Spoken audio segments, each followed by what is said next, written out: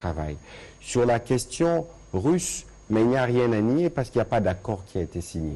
Je pense qu'il y a eu une mise au point qui avait été faite au niveau du ministère de la Défense. Et si je peux me permettre d'aller dans le détail, il y a eu des contacts à l'époque du ministre Moukena, paix à son âme, d'une société russe dont je n'ai pas retenu le nom, qui voulait fournir de services aux forces armées de la République démocratique du Congo.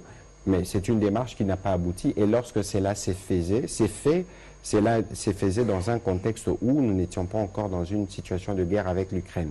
C'est dans ces mêmes ordres que je pense que les Russes avaient fourni une assistance militaire aux forces armées de la République démocratique du Congo. Mais c'est là en février 2021, si ma mémoire est bonne. Mais cela a été fait, cela a été notifié par les Russes aux Nations Unies. C'est justement ces régimes d'embargo que nous combattons parce que chaque fois que nous recevons des armes, ces armes doivent être tracées, on doit savoir d'où c'est venu. Et donc sur la question de Russes, pour terminer, le président de la République a été très clair. Nous étions avec lui à Londres à l'occasion de l'Africa Summit où on lui a posé la question si il allait recourir au groupe Wagner pour assurer la sécurité. Il s'est dit on ne va pas recourir à une milice pour régler des problèmes des milices.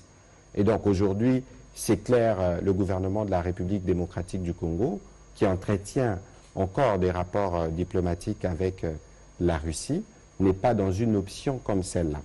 Parce que je sais que la participation de mon collègue de la Défense à une conférence organisée en Russie il y a quelque temps fait beaucoup jaser, mais je pense que les gens doivent savoir que même lorsqu'il y a la guerre, et le président de la République l'a dit, il doit toujours avoir des moyens de communiquer. Donc, de ces points de vue, cela doit être bien clair.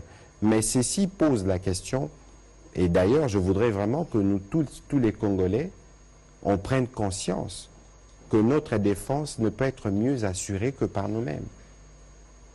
Et donc, au-delà de tout, aujourd'hui, les défis auxquels nous faisons face, notamment la montée en puissance